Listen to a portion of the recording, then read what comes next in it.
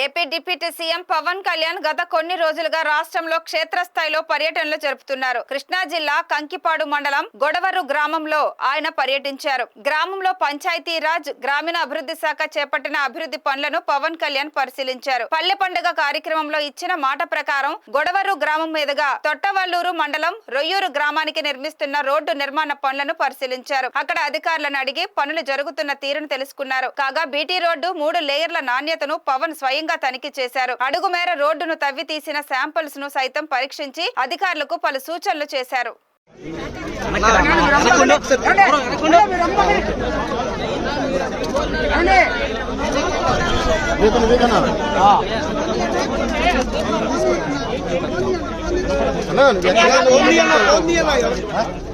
I love you. I love you.